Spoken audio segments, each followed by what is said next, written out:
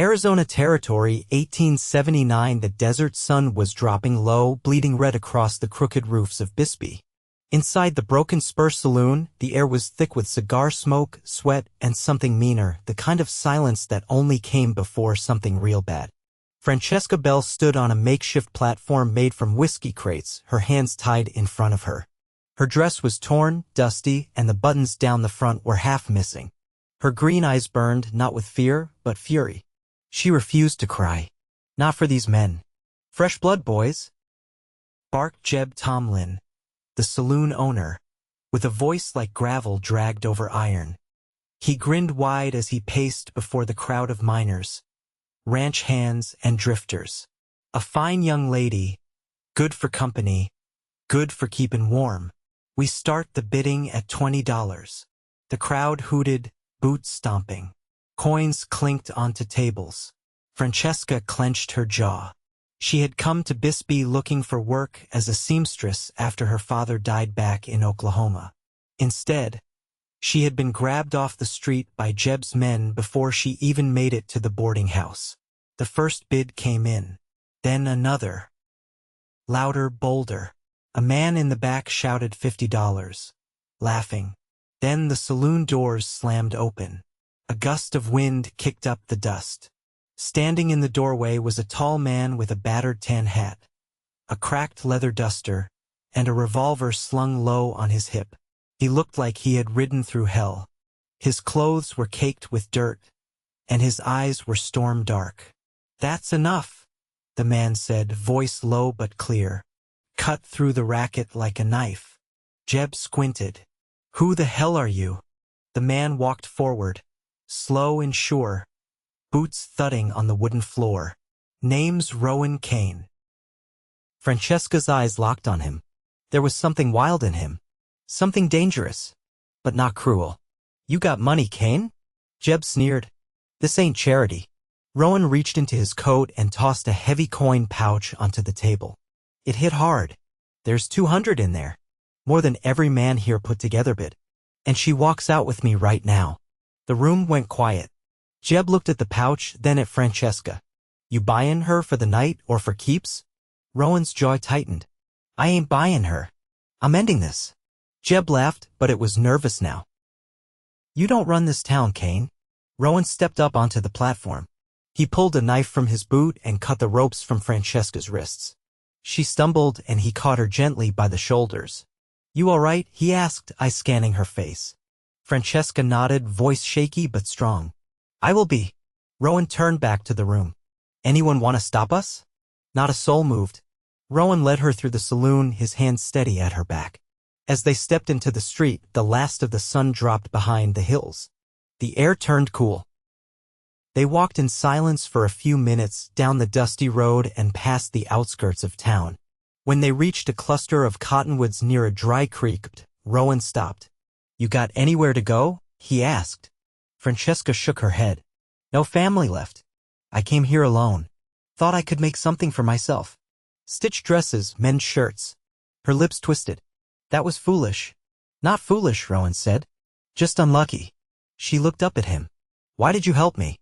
He ran a hand over his jaw. "Because I saw what was about to happen and I could not let it. I've seen men do worse. I've done worse when I was young and stupid. But not anymore." They sat by the creek, and for the first time since her father died, Francesca felt safe. Not completely, not yet, but enough to breathe. Rowan built a small fire as the sky darkened. He did not talk much, and Francesca did not need him to. He gave her his coat, and she wrapped it around herself. It smelled like leather and sage and dust. "You live near here?" she asked. "About 4 miles south. Got a cabin. Horses. Nothing fancy." She hesitated. "Could I come with you? Just for a few days, until I figure something out." Rowan looked at her, long and quiet. "You can stay as long as you need, Francesca." Her name sounded gentler on his tongue than it ever had before. She nodded, eyes shining faintly in the firelight. "Thank you, Rowan." He flicked a small smile. "You do not owe me thanks. Just get some rest. That night, she slept under his coat beside the fire, and he kept watch, pistol in hand, head bowed to the stars. And though she had been nearly sold like cattle, and though the world had been cruel, Francesca Bell was still standing. And she was not alone anymore. The morning air pressed cool against Francesca's cheeks as she stirred beneath Rowan's coat. Somewhere close, a mourning dove called low and steady. The fire had burned down to soft embers, casting no more than a faint orange glow on the dry creek stones. Rowan stood a few feet off with his back to her, watching the pale line of dawn stretch over the horizon. She sat up slowly, careful not to make noise. Her wrists ached where the rope had bitten into them. She turned them over, tracing the raw skin with her fingertips. "You hungry?" Rowan asked without turning. She startled but answered yes. "I got jerky and cornmeal in the saddlebag. We'll make do till we reach the cabin." He handed her a canteen and she drank, trying not to gulp. The water was cold and tasted faintly of tin. She wiped her mouth with the back of her hand, then looked at him properly in the morning light. His face was lean, the line of his jaw sharp beneath a few days' worth of stubble. His hair had been cut short at one point but had grown ragged around his ears. His shirt bore a faded bullet hole near the shoulder, long since healed but not mended. He wasn't young, not anymore, but he carried something in the way he stood, an alertness that made him seem larger than his frame. "What were you doing in Bisbee?" she asked. "Looking for supplies. Wire, coffee, maybe a new bridle." "You didn't get any." "No, because of me." He looked down at that, then crouched beside the fire and began to stir the ashes with a stick. "Wasn't the first time I've left a place with less than I came for." Francesca drew her knees up and wrapped her arms around them. "You said you'd done worse. Before." He didn't answer right away. The wind blew through the cottonwoods in a hush.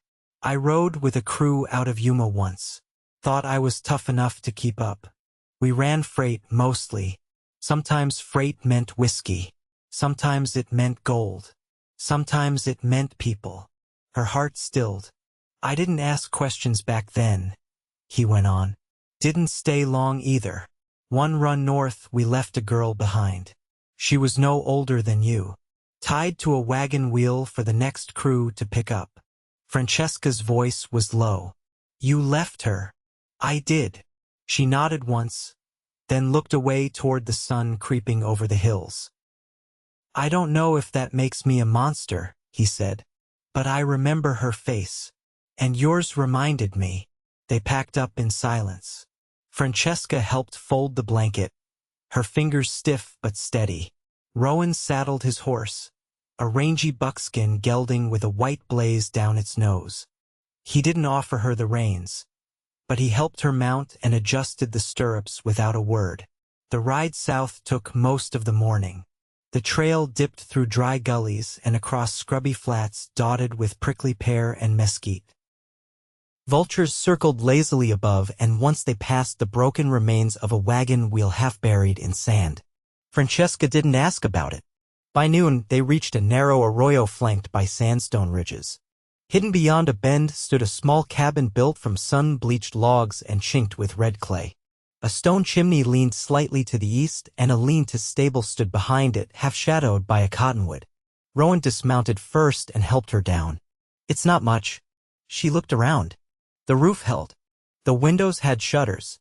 There was a garden bed near the back, though it was dry. "It's more than I had yesterday." Inside, the cabin smelled of old smoke and dry sage. A cot stood against one wall, a wooden table with two chairs near the other. A rifle hung above the hearth. The place was worn but clean. Rowan opened the window to let in air, then rummaged in a tin box and handed her a folded shirt. "Won't fit right, but it's clean." She nodded and stepped behind the door to change. When she came out, the shirt hung loose on her, the sleeves rolled up to her elbows. She didn't meet his eyes at first, but his were steady. "I'll sleep in the stable," he said. "You'll have your space." "I don't expect I know." That night, she lit a candle and sat alone at the table, mending the torn hem of her dress with a needle she found tucked in the lining of her satchel. The silence didn't feel empty. It felt careful, like two people learning not to startle a wild thing. Outside, Rowan leaned against a beam and watched the stars rise, one by one, over the desert. He didn't pray. He hadn't in years. But he kept his eyes on the heavens and listened to the quiet inside the cabin. And though neither of them said it aloud, something had shifted. Not yet trust, not yet ease. But something steady had begun. By the fourth morning, the wind shifted out of the east, stirring up the scent of creosote and dry mesquite. Francesca stood outside the cabin, sleeves rolled to her elbows, sleeves now damp with well water. She'd found a rusted basin behind the woodshed and scrubbed it clean, then filled it for washing. A line of wet clothes hung between two posts, swaying in the early breeze. Rowan was down by the arroyo mending the fence where the rails had sagged. His shirt was laid over a stump nearby, sun catching the long white scar along his collarbone. He worked quiet, rhythm steady, as if the effort itself kept his thoughts in order. Francesca dipped her hands in the cool basin, then wiped them dry on her skirt. "You always live this far off?" Rowan didn't stop hammering. "Far enough to keep my peace. Close enough to see trouble coming." She walked over, brushing a strand of hair from her cheek. "You built this place?" He nodded, driving a nail into the post. "Found the land, cleared it myself. Took 2 winters to get the roof to stop leaking. Seems solid now. It'll hold." They stood a moment without speaking. The only sound was the knock of hammer on wood and the wind through dry grass. Francesca leaned against the fence post. "I used to dream about having a little room of my own, somewhere with a door that locked, where no man could walk in without asking." Rowan straightened, wiping sweat from his brow with the back of his arm. "That what you came west for?" "I came because there was nothing left east of the Mississippi. Mama died of fever. Papa got claustrophobia in his bones after losing the farm. He said the air was better out here. He was right. He just didn't last long enough to breathe much of it." Rowan didn't offer comfort. He just looked at her, eyes steady, like he was listening beyond the words. "I tried to hire on in Prescott," she went on, "but they wanted someone with a name folks recognized. So I kept going. Thought a small town might need a woman with a needle." Rowan picked up another rail. "This land don't care what name you carry. I'm starting to see that." He held the beam in place and she stepped forward, holding the end steady so he could hammer. Her fingers brushed the rough grain close to his. They didn't speak, but the quiet between them changed something unspoken, not heavy, just real. That evening, she cooked beans over the hearth while Rowan sharpened his knife by the window. The air inside smelled of wood smoke and onion, and the shadows stretched long across the plank floor. "You ever been married?" she asked, voice quiet. Rowan didn't look up. "No, why not?" He set the knife down and turned the whetstone over in his hand like it had something carved into it. "I never stayed long enough anywhere. And I never met anyone who looked at me like I wasn't already halfway gone." Francesca stirred the pot. "Well, I didn't plan on being sold in a saloon, but here we are. Life's strange." Rowan looked at her, not smiling, but something close behind his eyes. "You planning on staying?" She didn't answer at first. The fire cracked and popped. Outside, the coyotes had started up, thin howls across the plain. "I don't know," she said finally, "but I'm not ready to leave." He nodded once and stood, setting the whetstone aside. "There's a quilt in the chest. Nights'll start cooling off soon." She watched him move toward the door. "Rowan." He paused, hand on the frame. "Why do you keep waiting outside every night?" He didn't turn around. "Because you need to sleep without wondering what a man might do." She let out a breath, slow and long. "You don't have to. I know." Then he stepped out, leaving her in the glow of the hearth, the sound of the wind rising low through the cracks in the walls. That night, she slept with the quilt pulled to her chin, the scent of cedar all around. Outside, Rowan stayed beneath the cottonwood, one hand resting on his knee, gaze tilted toward the stars. Neither of them said it, but something was being built between them, slow, careful, without rush or demand, like a house that wouldn't fall in the first storm. And that was enough for now. By the following week, the rhythm between them had settled into something unspoken but certain. Francesca rose with the light, swept the floor, and tended the sourdough starter she'd coaxed back to life from a crust she found wrapped in muslin in the bottom of the dry goods tin. Rowan spent most days outside hauling water, clearing brush, working over a stubborn patch of soil near the stable with a rusted hoe he'd sharpened back into use.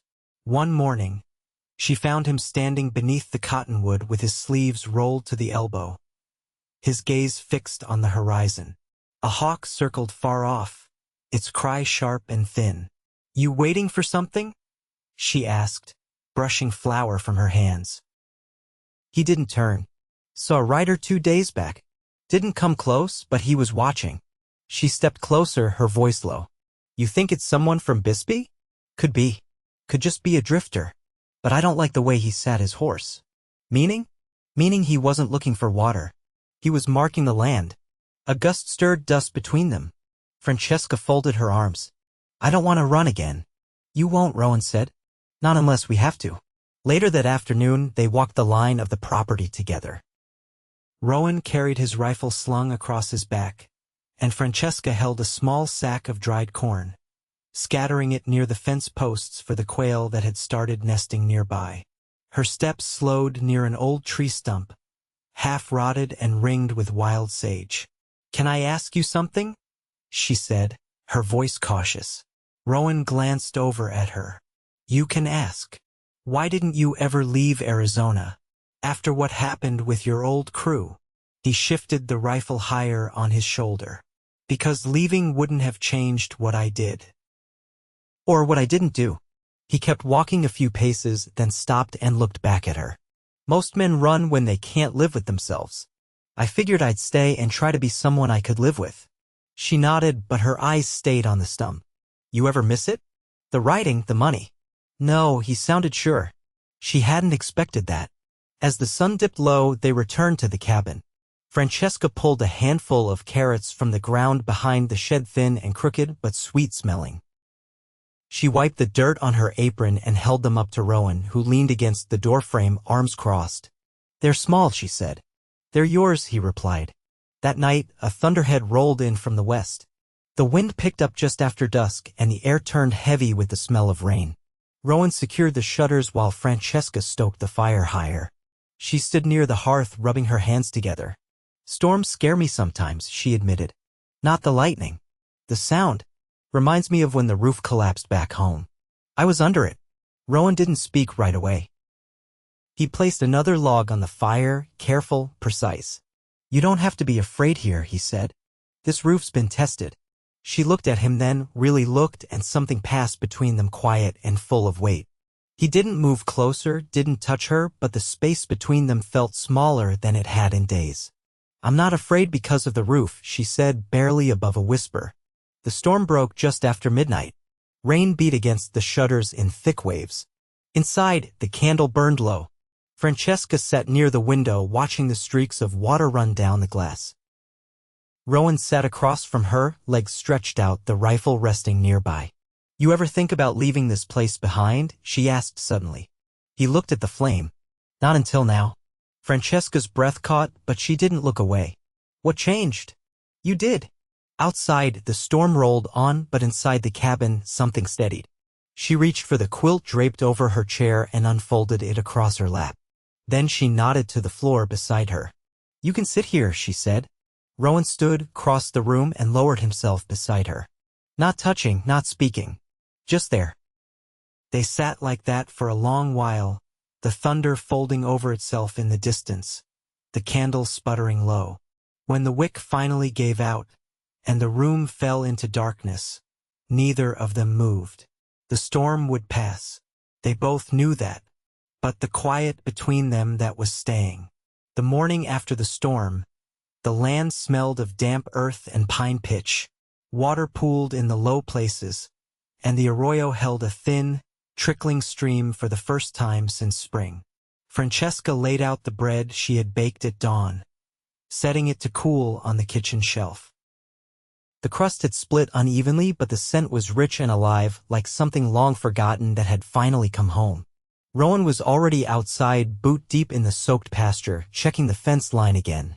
She watched him from the doorway for a long time, the sun catching on the back of his neck, his hands moving slow and sure over each rail. Something in her chest went quiet in a way that felt lasting. By midday, she had begun sewing a curtain from scraps of muslin and faded calico, something to hang in the window by the table. She hadn't asked, hadn't needed to, her hands simply reached for needle and thread the same way the sky reached for light. When Rowan came in, his boots left damp prints across the floor. "Ryder passed along the Northridge," he said, hanging his hat on the peg. "Kept moving east." She set her sewing down. "Same one. He wore a different coat. But I couldn't see his face." She walked to the hearth, steady. "If someone does come, I want to be part of whatever's done about it. I won't hide in the back room." Rowan leaned against the edge of the table. "You won't have to." She nodded, then hesitated. "I've been thinking about starting a garden. Proper rows. Lettuce, maybe. Beans, if we can keep the rabbits out." His brow lifted slightly. "You planning to stay through another season? Then?" "I'm not planning to leave." He looked at her, and for once didn't look away. "You sure?" "I wouldn't say it if I wasn't." That night, he brought in a wooden crate he'd kept in the shed, tucked between old tack and a broken lantern. Inside was a folded map, a leather-bound ledger, and a yellowed letter that had never been mailed. He laid them out on the table, careful. "I bought this land with money I didn't earn honest," he said. "That ledger holds every name I took it from, every dollar I didn't deserve. I've been sending payments back where I can. Quiet like." Francesca ran her fingers along the edge of the paper. "You think that'll make it right?"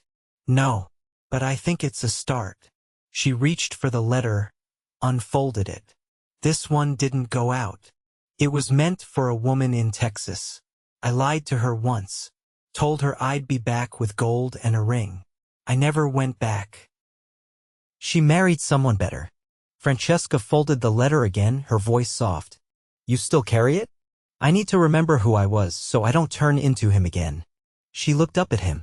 "You're not that man now." "No," he said quietly. "I'm not." In early May, a peddler's wagon came up the trail. The man had bolts of cloth, a box of dry goods, and a crate of books that had gone unread since the war ended. Francesca bartered half a loaf and a jar of preserved peaches for a pair of shears and a worn copy of Persuasion. Rowan bought nails, salt, and a new bridle. The peddler asked no questions and they offered no stories. That evening, Rowan fixed the back step while Francesca read aloud from the book, her voice low and even. When she paused, he didn't speak, just kept working, the sound of the hammer slow and even. But when she looked up, he was watching her with something settled in his eyes. Summer settled in dry and hard, and they learned how to carry the heat together. They rose early, worked until the sun was too high to ignore, then rested in the shade of the cottonwood where Rowan had first watched the stars alone. One afternoon, Francesca turned to him while folding laundry and said, "You never asked me what I want from all this." "What do you want?" he asked. "A home that doesn't vanish when a man sets his eyes on it. And someone who listens without weighing my words." He nodded once. "I can do that." She stepped closer, her fingers brushing the edge of his sleeve. "What about you?" His voice was quiet.